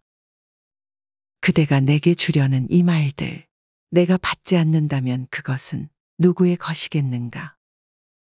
남자는 순간 멈칫하며 부처님을 바라보았습니다. 그대가 던진 분노와 조롱, 내가 그것을 받지 않으면 그것은 여전히 그대의 것이다. 군중은 조용히 고개를 끄덕였습니다. 남자는 말없이 고개를 숙였습니다. 그날 부처님은 자신을 향한 감정조차도 받아들이지 않으면 흘러간다는 걸 보여주었습니다. 감정을 다스린다는 것은 억누르는 것이 아니라 받을지 말지를 스스로 선택하는 일임을 조용히 일깨워주는 이야기였습니다. 제2장, 감정이 올라올 때 실천할 수 있는 지혜. 화는 마음의 불입니다. 하지만 그 불이 방을 따뜻하게도 하고 모든 것을 태워버리기도 하듯 감정도 다루는 법에 따라 전혀 다른 결과를 만듭니다. 부처님은 말씀하셨습니다. 감정을 억누르지 말고 감정과 함께 숨 쉬라. 이 장에서는 감정이 올라올 때 곧바로 실천할 수 있는 작지만 강력한 5가지 수행을 소개합니다. 첫째, 호흡에 이름 붙이기. 감정이 치밀어 오를 때 그 순간에 숨을 놓치지 마세요. 이건 화의 숨이다. 이건 실망의 숨이다. 이렇게 이름을 붙이면 감정은 나와 약간의 거리를 둡니다. 둘째, 자리를 옮겨보는 것. 논쟁이 생기거나 목소리가 높아질 때 잠깐 화장실에 다녀오거나 창가로 걸어가 보세요. 장소를 바꾸는 것만으로도 감정의 흐름은 전환점을 만듭니다. 셋째, 나에게 질문하기. 지금 이 말 꼭 해야 할까? 이 감정을 나중에 돌아봤을 때 어떤 느낌일까? 이 질문 2개만 떠올릴 수 있어도 감정의 방향은 달라집니다. 넷째, 글로 써보기. 마음속 화를 꺼내지 못하고 품고 있다면 그 감정을 종이에 써보세요. 쓴다는 행위는 분노를 행동이 아닌 의식으로 바꿔줍니다. 다섯째, 몸에 집중하기.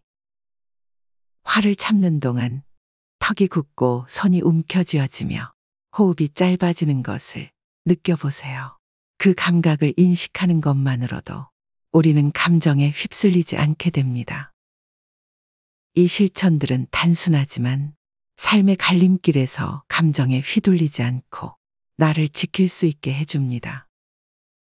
한 마을에 성질이 급하고 화가 많은 나무꾼이 있었습니다. 그는 사소한 일에도 쉽게 화를 냈고 화를 낸 뒤엔 늘 후회했지만 어떻게 해야 할지 몰랐습니다. 그러던 어느 날 그는 나무를 하던 길에 부처님이 우물가에 앉아 있는 모습을 보았습니다. 나무꾼은 물었습니다. 스님, 저는 화를 잘 냅니다. 화를 내고 나면 늘 후회하고 자책합니다. 이 화, 어떻게 다스릴 수 있겠습니까? 부처님은 고개를 끄덕이며 말씀하셨습니다. 화는 나쁜 것이 아니네. 그대가 스스로를 살펴보는 길이기도 하지. 그리고 작은 수행을 하나 전했습니다. 다음번 화가 날 땐 그대의 숨을 바라보게, 그 숨에 이름을 붙여보게. 이건 화의 숨이다. 이건 억울함의 숨이다. 그렇게 이름을 붙인 감정은 그대를 다치게 하지 않는다네.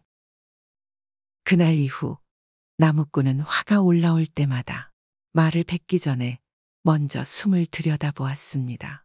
그리고 자리를 옮기고 감정을 글로 써보며 자신의 몸이 보내는 신호를 듣는 연습을 했습니다. 몇 달 후 사람들은 말했습니다.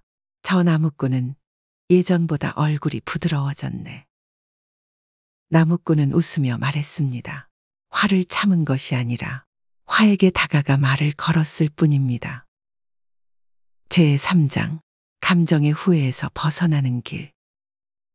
화를 낸 뒤 우리는 말합니다. 왜 그랬을까? 차라리 그냥 참을 걸.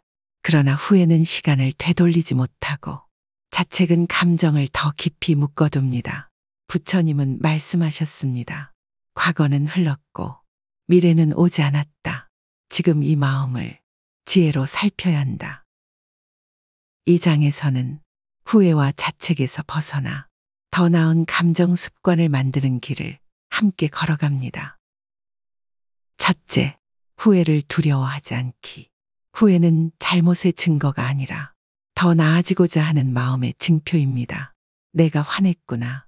이 한 줄의 인정만으로도 감정의 반복은 멈추기 시작합니다. 둘째, 다시 시작할 수 있다는 신념 갖기. 실수는 누구에게나 있고 감정도 반복됩니다. 중요한 건 그 다음입니다. 다음번엔 다르게 해보자. 이 말 하나가 미래를 바꿉니다. 셋째, 나를 비난하지 않기. 화를 낸 내 모습을 미워하지 마세요. 당신은 그 순간 살아있었고 감정을 감당하려 애쓴 겁니다. 넷째, 작게라도 실천하기. 사과의 문자 한 줄, 표정의 온기 한 번, 짧은 숨 고르기 한 번. 그 작은 행동이 후회를 멈추는 문이 됩니다. 한 제자가 있었습니다. 그는 장터에서 상인과 다투고 큰 소리로 화를 낸 뒤 크게 후회하고 있었습니다. 며칠을 괴로워하던 그는 결국 부처님을 찾아가 말했습니다. 스승님, 저는 너무 부끄럽고 다시는 그 사람 앞에 서기조차 어렵습니다. 부처님은 조용히 웃으며 말씀하셨습니다. 감정을 뱉은 사람은 후회하고 그 후회를 품는 사람은 지혜로워진다. 그리고 덧붙였습니다. 그대가 가서 그 사람 앞에 조용히 고개를 숙인다면 그대 안에 불은 사라지고 그대의 말은 그 사람의 기억에 남지 않을 것이다. 제자는 용기를 내어 다시 상인을 찾아갔습니다. 그는 아무 말 없이 짧게 고개를 숙였습니다. 상인은 처음엔 놀란 듯했지만 그 고개 숙임을 바라보며 작게 고개를 끄덕였습니다. 두 사람은 말없이 장터 옆 그늘에 함께 앉았습니다. 잠시의 침묵이 흐른 후 상인이 조용히 꺼낸 말은 이랬습니다. 나도 그날 기분이 좋지 않았소. 그 한마디에 제자의 어깨가 부드럽게 내려앉았습니다. 서로의 감정을 더는 설명하지 않아도 되었고 그날의 화는 더 이상 두 사람 사이에 머무르지 않았습니다. 제4장 감정이 흔들리는 나를 이해하는 시간. 우리는 가끔 감정 앞에서 너무 엄격해집니다. 왜 이렇게 사소한 일에도 화가 나지? 왜 나는 감정을 못 다스릴까? 하지만 부처님은 말씀하셨습니다. 마음을 다스리는 첫걸음은 그 마음을 이해하는 일이다. 감정이 올라오는 순간 가장 먼저 필요한 것은 판단이 아닌 이해입니다. 이 장에서는 감정이 올라올 때 자신을 비난하기보다 이해하고 감싸는 5가지 마음 습관을 소개합니다. 첫째, 감정에도 이유가 있음을 인정하기. 내가 지금 이 말에 민감한 건 과거의 같은 말로 상처받은 기억이 있기 때문일 수 있어. 이처럼 감정의 배경을 떠올리는 것만으로도 우리는 반응 대신 이해를 선택할 수 있습니다. 둘째, 감정의 이름을 다정하게 불러보기. 나는 지금 너무 예민해 대신 나는 지금 지쳐 있어라고 말해보세요. 그 말은 마음에 따뜻한 공기를 불어넣습니다. 셋째, 남과 비교하지 않기. 저 사람은 화를 내지 않는데 나는 왜 이럴까? 이 질문은 불필요한 죄책감을 부릅니다. 당신의 감정은 당신의 삶과 연결된 고유한 반응입니다. 넷째, 감정을 내 편으로 삼기. 화를 참고 억누르는 대신 이 감정이 나를 지키려는 마음일 수도 있구나 라고 생각해 보세요. 그 순간 감정은 더 이상 적이 아닙니다. 다섯째, 괜찮아라고 스스로에게 말해주기. 소리내어 말해보세요. 지금 이 감정도 괜찮아. 그 한마디는 폭풍 속에서 나를 붙잡아주는 밧줄이 됩니다. 한 노인이 있었습니다. 그는 평생 동안 가족에게도 이웃에게도 늘 엄격했습니다. 사람들은 그를 무서워했고 그 또한 마음속 깊은 외로움을 품은 채 더 큰 목소리로 화를 내곤 했습니다. 어느 날 그는 부처님의 설법을 듣기 위해 무표정한 얼굴로 자리에 앉았습니다.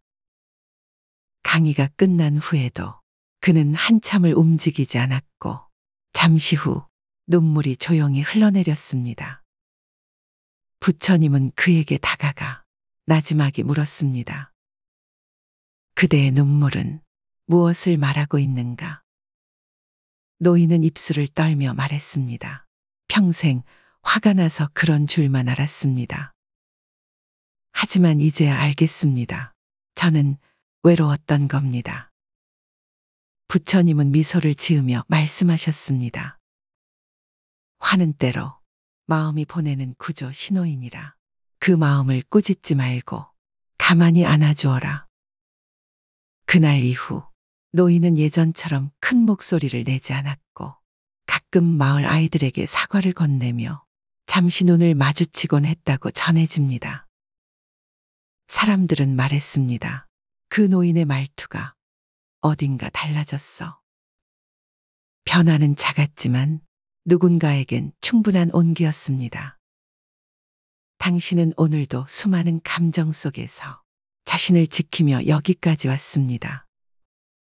화를 냈던 순간도, 참았던 시간도, 후회했던 밤도 모두 당신이라는 사람의 일부였습니다. 부처님은 말씀하셨습니다. 감정을 품고도 그 감정에 휘둘리지 않는 것, 그것이 진정한 수행이다.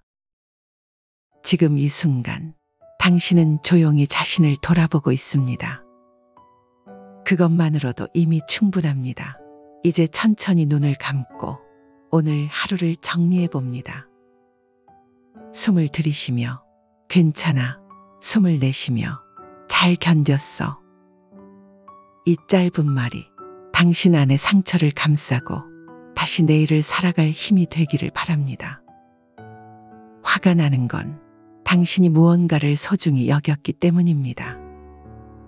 감정을 다스리지 못했던 건 그만큼 열심히 살았기 때문입니다. 그러니 부끄러워하지 않아도 괜찮습니다. 자책하지 않아도 괜찮습니다.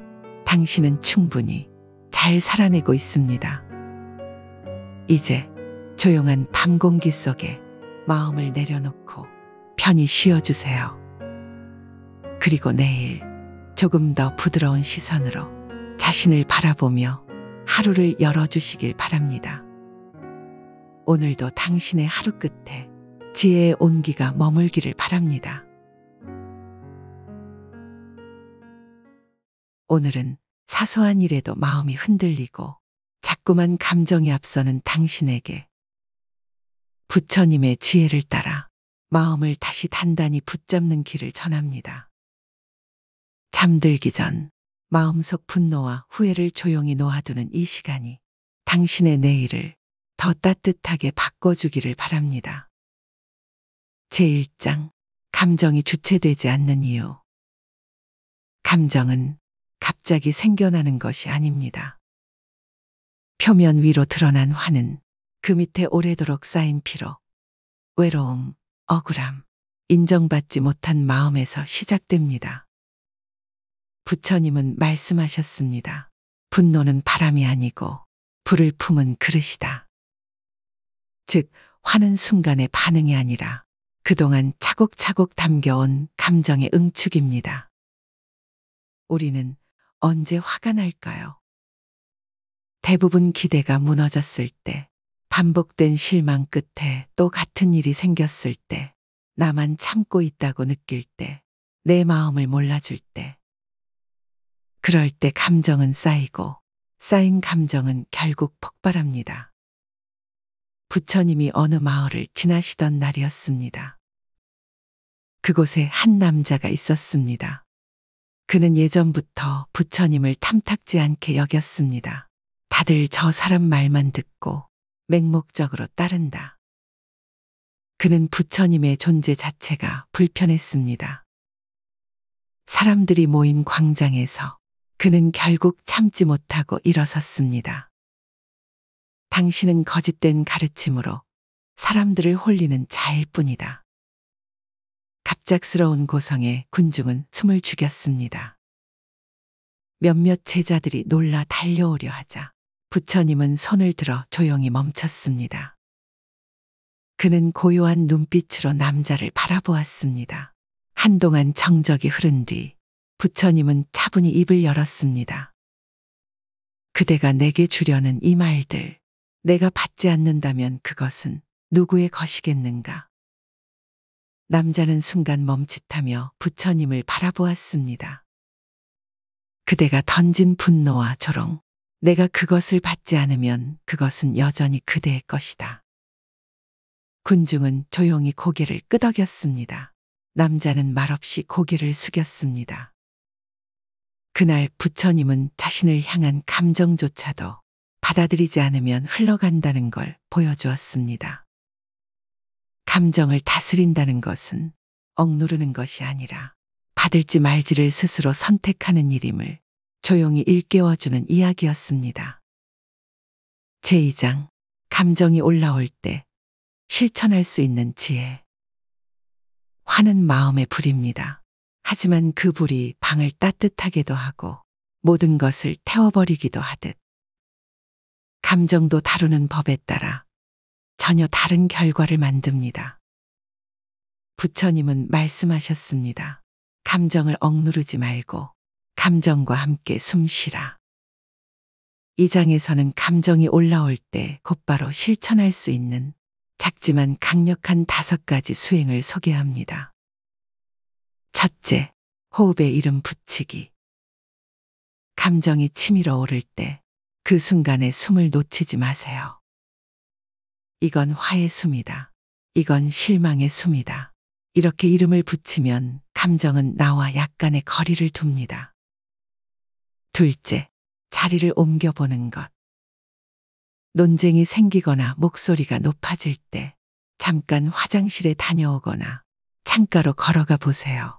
장소를 바꾸는 것만으로도 감정의 흐름은 전환점을 만듭니다. 셋째, 나에게 질문하기. 지금 이 말 꼭 해야 할까? 이 감정을 나중에 돌아봤을 때 어떤 느낌일까?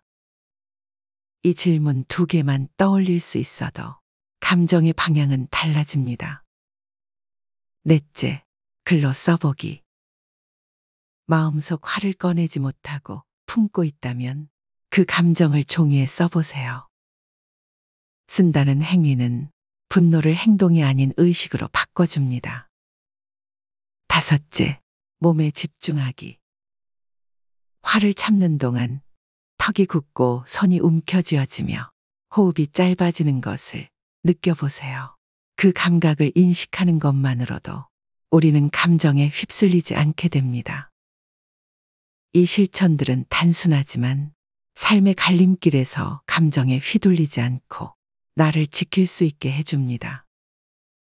한 마을에 성질이 급하고 화가 많은 나무꾼이 있었습니다. 그는 사소한 일에도 쉽게 화를 냈고 화를 낸 뒤엔 늘 후회했지만 어떻게 해야 할지 몰랐습니다. 그러던 어느 날 그는 나무를 하던 길에 부처님이 우물가에 앉아 있는 모습을 보았습니다. 나무꾼은 물었습니다. 스님, 저는 화를 잘 냅니다. 화를 내고 나면 늘 후회하고 자책합니다. 이 화, 어떻게 다스릴 수 있겠습니까? 부처님은 고개를 끄덕이며 말씀하셨습니다. 화는 나쁜 것이 아니네. 그대가 스스로를 살펴보는 길이기도 하지. 그리고 작은 수행을 하나 전했습니다.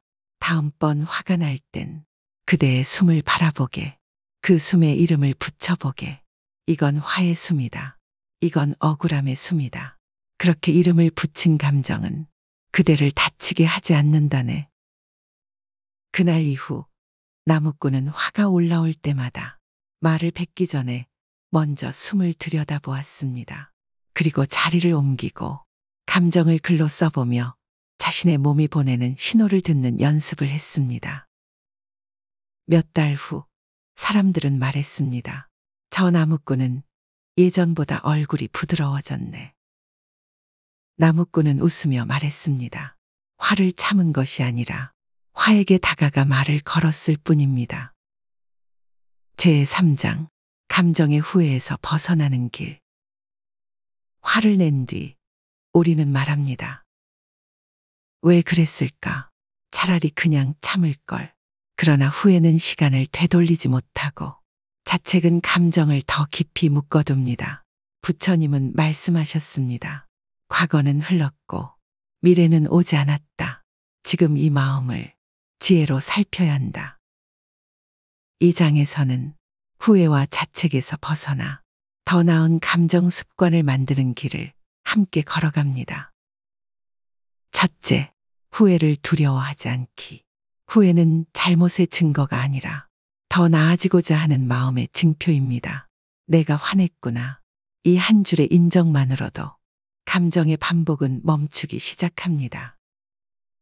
둘째, 다시 시작할 수 있다는 신념 갖기. 실수는 누구에게나 있고 감정도 반복됩니다. 중요한 건 그 다음입니다. 다음번엔 다르게 해보자. 이 말 하나가 미래를 바꿉니다. 셋째, 나를 비난하지 않기. 화를 낸 내 모습을 미워하지 마세요. 당신은 그 순간 살아있었고 감정을 감당하려 애쓴 겁니다. 넷째, 작게라도 실천하기. 사과의 문자 한 줄, 표정의 온기 한 번, 짧은 숨 고르기 한 번. 그 작은 행동이 후회를 멈추는 문이 됩니다. 한 제자가 있었습니다. 그는 장터에서 상인과 다투고 큰 소리로 화를 낸 뒤 크게 후회하고 있었습니다. 며칠을 괴로워하던 그는 결국 부처님을 찾아가 말했습니다.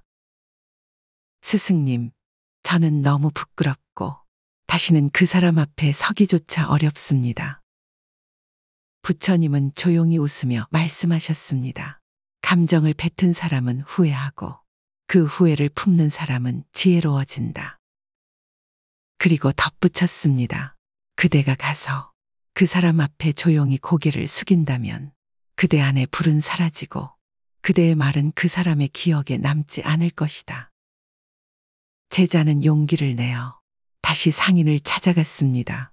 그는 아무 말 없이 짧게 고개를 숙였습니다. 상인은 처음엔 놀란 듯했지만 그 고개 숙임을 바라보며 작게 고개를 끄덕였습니다. 두 사람은 말없이 장터 옆 그늘에 함께 앉았습니다. 잠시의 침묵이 흐른 후 상인이 조용히 꺼낸 말은 이랬습니다. 나도 그날 기분이 좋지 않았소. 그 한마디에 제자의 어깨가 부드럽게 내려앉았습니다. 서로의 감정을 더는 설명하지 않아도 되었고 그날의 화는 더 이상 두 사람 사이에 머무르지 않았습니다. 제4장 감정이 흔들리는 나를 이해하는 시간. 우리는 가끔 감정 앞에서 너무 엄격해집니다. 왜 이렇게 사소한 일에도 화가 나지? 왜 나는 감정을 못 다스릴까? 하지만 부처님은 말씀하셨습니다. 마음을 다스리는 첫걸음은 그 마음을 이해하는 일이다. 감정이 올라오는 순간 가장 먼저 필요한 것은 판단이 아닌 이해입니다. 이 장에서는 감정이 올라올 때 자신을 비난하기보다 이해하고 감싸는 5가지 마음 습관을 소개합니다. 첫째, 감정에도 이유가 있음을 인정하기. 내가 지금 이 말에 민감한 건 과거에 같은 말로 상처받은 기억이 있기 때문일 수 있어. 이처럼 감정의 배경을 떠올리는 것만으로도 우리는 반응 대신 이해를 선택할 수 있습니다. 둘째, 감정의 이름을 다정하게 불러보기. 나는 지금 너무 예민해 대신 나는 지금 지쳐 있어라고 말해보세요. 그 말은 마음에 따뜻한 공기를 불어넣습니다. 셋째, 남과 비교하지 않기. 저 사람은 화를 내지 않는데 나는 왜 이럴까? 이 질문은 불필요한 죄책감을 부릅니다. 당신의 감정은 당신의 삶과 연결된 고유한 반응입니다. 넷째, 감정을 내 편으로 삼기. 화를 참고 억누르는 대신 이 감정이 나를 지키려는 마음일 수도 있구나 라고 생각해 보세요. 그 순간 감정은 더 이상 적이 아닙니다. 다섯째, 괜찮아라고 스스로에게 말해주기. 소리내어 말해보세요. 지금 이 감정도 괜찮아. 그 한마디는 폭풍 속에서 나를 붙잡아주는 밧줄이 됩니다. 한 노인이 있었습니다. 그는 평생 동안 가족에게도 이웃에게도 늘 엄격했습니다. 사람들은 그를 무서워했고 그 또한 마음속 깊은 외로움을 품은 채 더 큰 목소리로 화를 내곤 했습니다.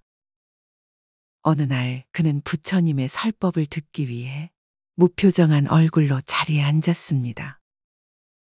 강의가 끝난 후에도 그는 한참을 움직이지 않았고 잠시 후 눈물이 조용히 흘러내렸습니다. 부처님은 그에게 다가가 나지막이 물었습니다. 그대의 눈물은 무엇을 말하고 있는가? 노인은 입술을 떨며 말했습니다. 평생 화가 나서 그런 줄만 알았습니다. 하지만 이제야 알겠습니다. 저는 외로웠던 겁니다. 부처님은 미소를 지으며 말씀하셨습니다. 화는 때로 마음이 보내는 구조 신호이니라. 그 마음을 꾸짖지 말고 가만히 안아주어라.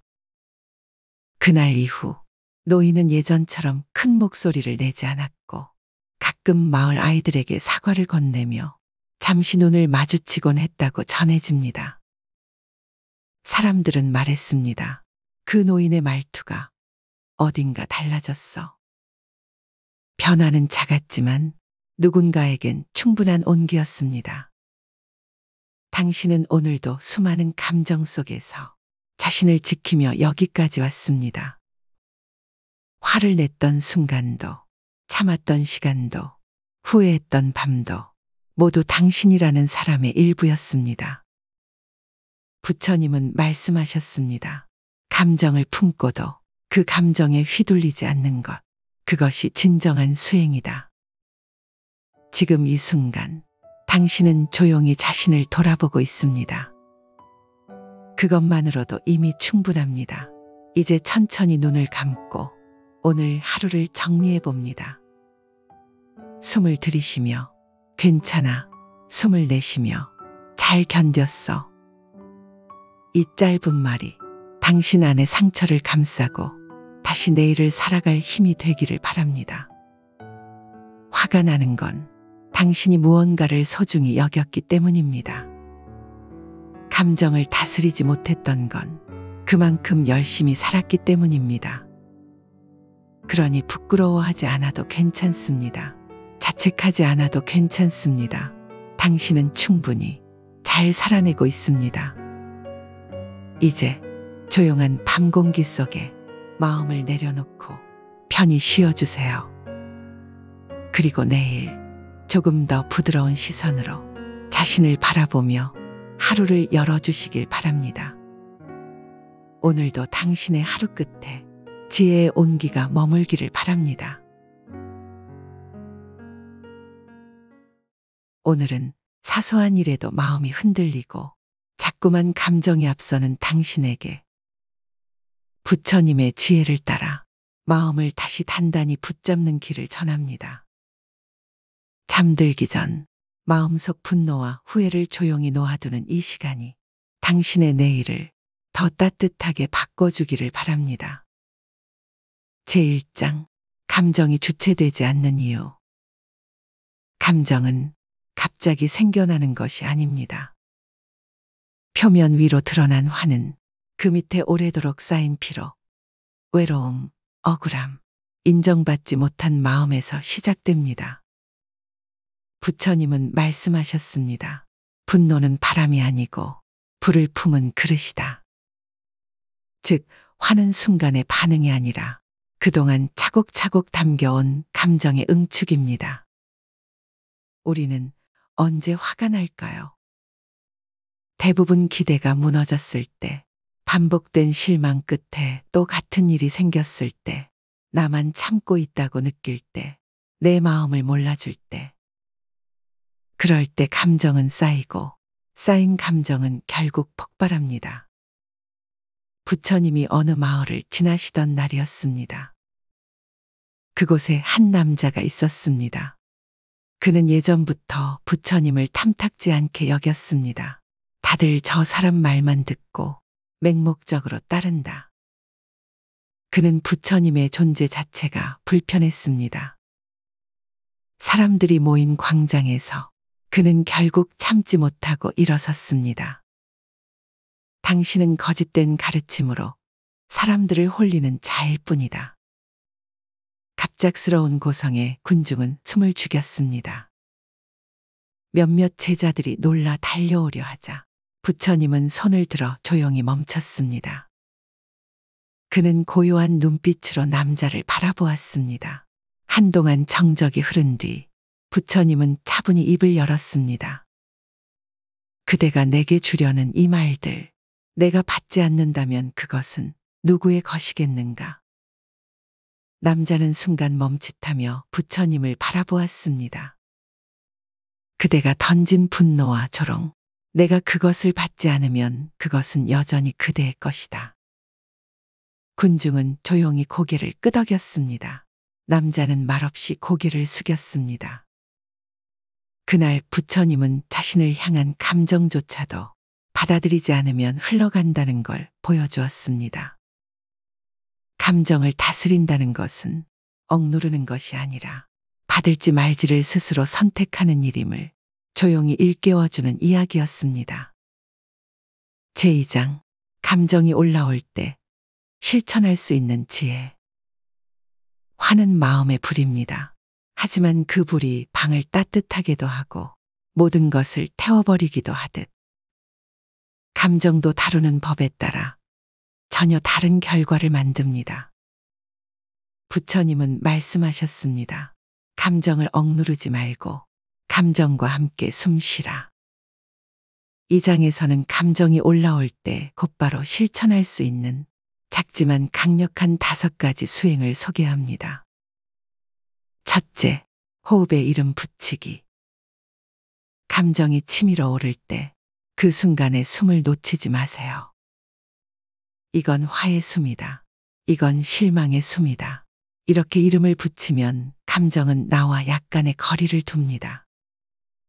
둘째, 자리를 옮겨보는 것.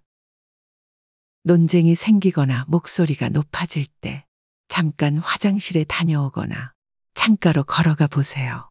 장소를 바꾸는 것만으로도 감정의 흐름은 전환점을 만듭니다. 셋째, 나에게 질문하기. 지금 이 말 꼭 해야 할까? 이 감정을 나중에 돌아봤을 때 어떤 느낌일까? 이 질문 2개만 떠올릴 수 있어도 감정의 방향은 달라집니다. 넷째, 글로 써보기.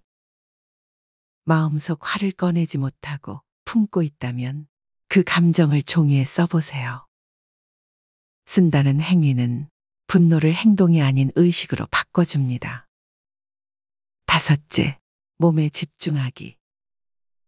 화를 참는 동안 턱이 굳고 손이 움켜쥐어지며 호흡이 짧아지는 것을 느껴보세요. 그 감각을 인식하는 것만으로도 우리는 감정에 휩쓸리지 않게 됩니다. 이 실천들은 단순하지만 삶의 갈림길에서 감정에 휘둘리지 않고 나를 지킬 수 있게 해줍니다. 한 마을에 성질이 급하고 화가 많은 나무꾼이 있었습니다.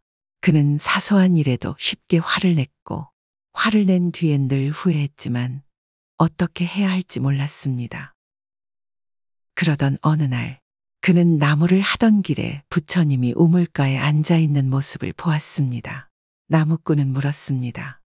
스님, 저는 화를 잘 냅니다. 화를 내고 나면 늘 후회하고 자책합니다. 이 화, 어떻게 다스릴 수 있겠습니까? 부처님은 고개를 끄덕이며 말씀하셨습니다. 화는 나쁜 것이 아니네. 그대가 스스로를 살펴보는 길이기도 하지. 그리고 작은 수행을 하나 전했습니다. 다음번 화가 날 땐 그대의 숨을 바라보게, 그 숨에 이름을 붙여보게. 이건 화의 숨이다. 이건 억울함의 숨이다. 그렇게 이름을 붙인 감정은 그대를 다치게 하지 않는다네. 그날 이후 나무꾼은 화가 올라올 때마다 말을 뱉기 전에 먼저 숨을 들여다보았습니다. 그리고 자리를 옮기고 감정을 글로 써보며 자신의 몸이 보내는 신호를 듣는 연습을 했습니다. 몇 달 후 사람들은 말했습니다. 저 나무꾼은 예전보다 얼굴이 부드러워졌네. 나무꾼은 웃으며 말했습니다. 화를 참은 것이 아니라 화에게 다가가 말을 걸었을 뿐입니다. 제3장, 감정의 후회에서 벗어나는 길. 화를 낸 뒤 우리는 말합니다. 왜 그랬을까? 차라리 그냥 참을 걸. 그러나 후회는 시간을 되돌리지 못하고 자책은 감정을 더 깊이 묶어둡니다. 부처님은 말씀하셨습니다. 과거는 흘렀고 미래는 오지 않았다. 지금 이 마음을 지혜로 살펴야 한다. 이 장에서는 후회와 자책에서 벗어나 더 나은 감정 습관을 만드는 길을 함께 걸어갑니다. 첫째, 후회를 두려워하지 않기. 후회는 잘못의 증거가 아니라 더 나아지고자 하는 마음의 증표입니다. 내가 화냈구나. 이 한 줄의 인정만으로도 감정의 반복은 멈추기 시작합니다. 둘째, 다시 시작할 수 있다는 신념 갖기. 실수는 누구에게나 있고 감정도 반복됩니다. 중요한 건 그 다음입니다. 다음번엔 다르게 해보자.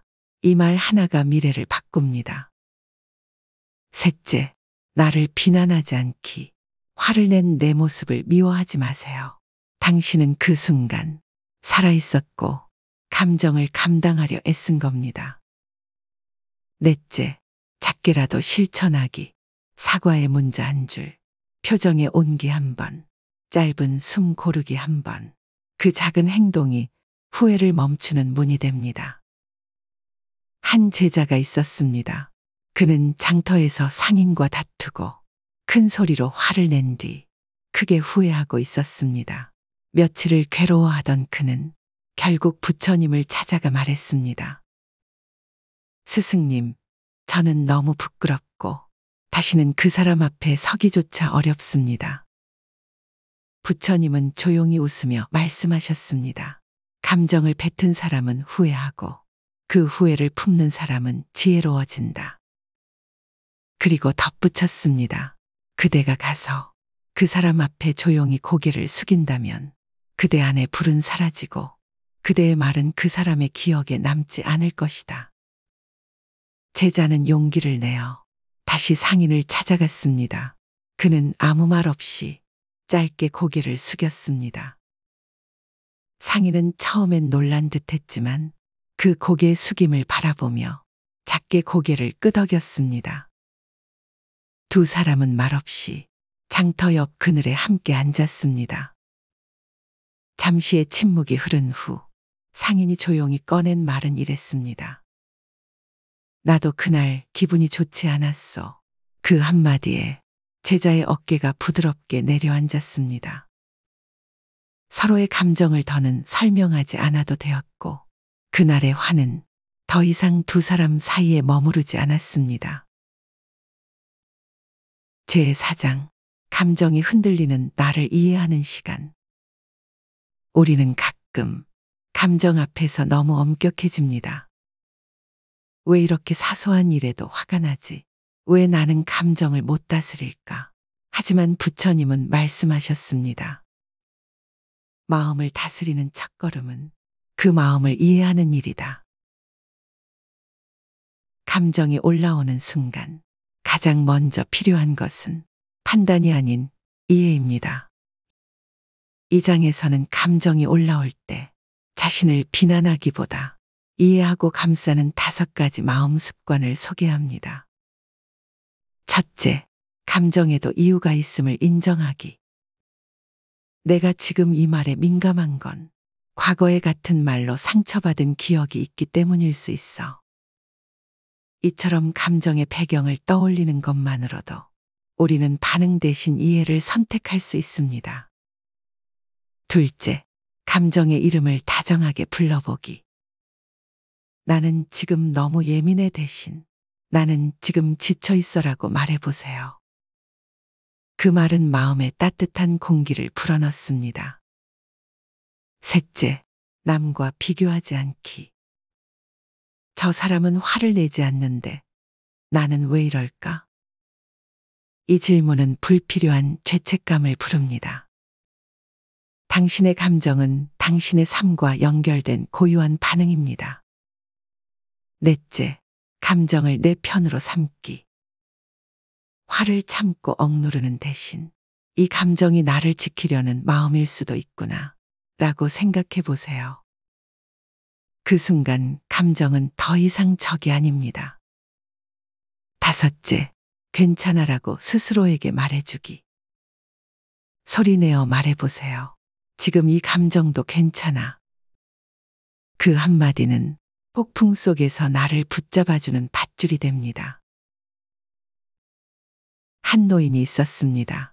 그는 평생 동안 가족에게도 이웃에게도 늘 엄격했습니다. 사람들은 그를 무서워했고 그 또한 마음속 깊은 외로움을 품은 채 더 큰 목소리로 화를 내곤 했습니다. 어느 날 그는 부처님의 설법을 듣기 위해 무표정한 얼굴로 자리에 앉았습니다. 강의가 끝난 후에도 그는 한참을 움직이지 않았고 잠시 후 눈물이 조용히 흘러내렸습니다. 부처님은 그에게 다가가 나지막이 물었습니다. 그대의 눈물은 무엇을 말하고 있는가? 노인은 입술을 떨며 말했습니다. 평생 화가 나서 그런 줄만 알았습니다. 하지만 이제야 알겠습니다. 저는 외로웠던 겁니다. 부처님은 미소를 지으며 말씀하셨습니다.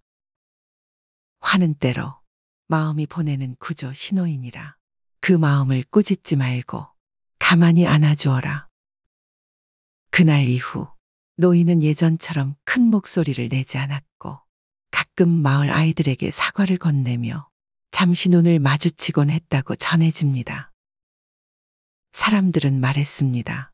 그 노인의 말투가 어딘가 달라졌어. 변화는 작았지만 누군가에겐 충분한 온기였습니다. 당신은 오늘도 수많은 감정 속에서 자신을 지키며 여기까지 왔습니다. 화를 냈던 순간도, 참았던 시간도, 후회했던 밤도 모두 당신이라는 사람의 일부였습니다. 부처님은 말씀하셨습니다. 감정을 품고도 그 감정에 휘둘리지 않는 것, 그것이 진정한 수행이다. 지금 이 순간 당신은 조용히 자신을 돌아보고 있습니다. 그것만으로도 이미 충분합니다. 이제 천천히 눈을 감고 오늘 하루를 정리해 봅니다. 숨을 들이쉬며 괜찮아, 숨을 내쉬며 잘 견뎠어. 이 짧은 말이 당신 안의 상처를 감싸고 다시 내일을 살아갈 힘이 되기를 바랍니다. 화가 나는 건 당신이 무언가를 소중히 여겼기 때문입니다. 감정을 다스리지 못했던 건 그만큼 열심히 살았기 때문입니다. 그러니 부끄러워하지 않아도 괜찮습니다. 자책하지 않아도 괜찮습니다. 당신은 충분히 잘 살아내고 있습니다. 이제 조용한 밤 공기 속에 마음을 내려놓고 편히 쉬어주세요. 그리고 내일 조금 더 부드러운 시선으로 자신을 바라보며 하루를 열어주시길 바랍니다. 오늘도 당신의 하루 끝에 지혜의 온기가 머물기를 바랍니다.